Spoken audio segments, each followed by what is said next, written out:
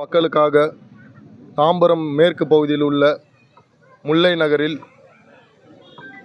Sponge பூங்கான்ற ஒரு விஷயத்தை KVP bank அவங்களுடைய முயற்சினால் கிட்டத்தட்ட 2 கோடி ரூபாய் மதிப்பிலான இந்த ஸ்பாஞ்ச் பார்க்கை அவங்க சூப்பராக ஏற்பாடு செஞ்சுருந்தாங்க. அவங்க கூட இருந்து நம்ம மாநகராட்சி ஆணையர் அவர்களும் இந்த பார்க்கை நல்ல முறையாக செய்து முடிச்சிருக்காரு.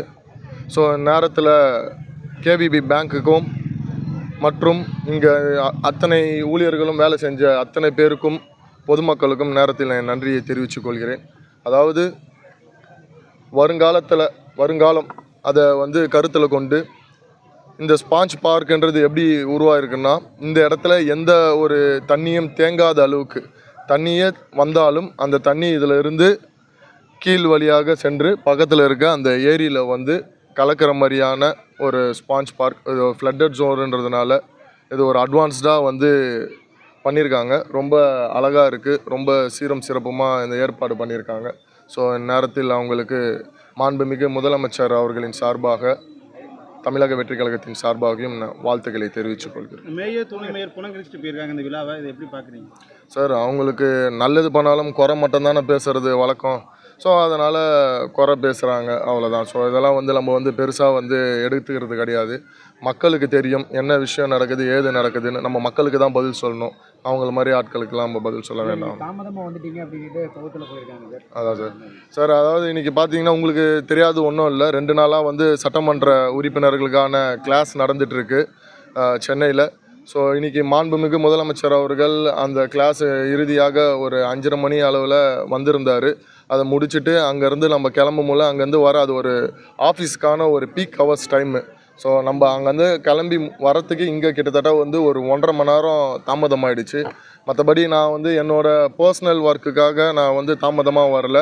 அதாவது நம்ம நாளைக்கு அசம்பிளி ஸ்டார்ட் ஆகுது, அதை குறித்து சில கிளாஸஸ்லாம் இருந்தது. அதெல்லாம் பார்த்துட்டு மற்ற அட்வைஸ் எல்லாம் கேட்டுட்டு நம்ம தாம்பரம் தொகுதிக்கு இதுக்கப்புறம் என்னென்னலாம் செய்யணுன்ற ஒரு விஷயத்தையும் ஆலோசனை பண்ணிவிட்டு வந்ததுனால தான் அந்த விஷயம் தாமதமாகிடுச்சு.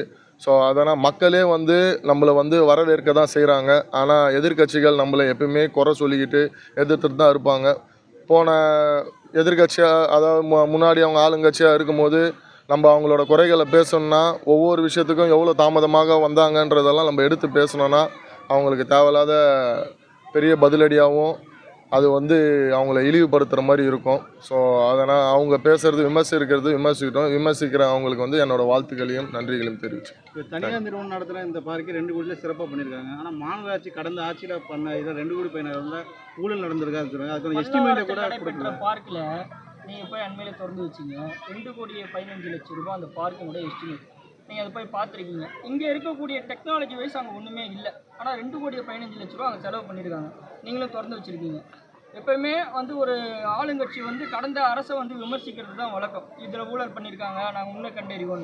நீங்கள் அதை கூட சொல்லலைன்னு சொல்லிட்டு மக்களுடைய குற்றச்சாட்டாக இருக்குது. அதை எப்படி பார்க்குறீங்க? அதுதான் சார், அதுக்கும் மாநகராட்சியில் இதற்கு முன்னாடி எந்தெந்த ஊழல் முறைகேடு நடந்திருக்குன்ற விஷயத்தை நாங்கள் கட்டாயம் அதையும் வெளியே கொண்டு வரும்.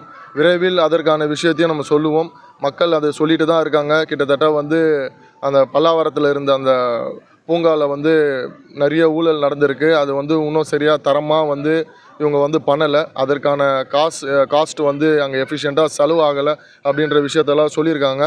விரைவில் அதற்கான விஷயமும் மக்கள் முன்னாடி என்னென்னலாம் பண்ணியிருக்காங்களோ அதையும் நிரூபிக்கப்படும் என்பதை நேரத்தில் தெரிவிச்சு. தேங்க்யூ.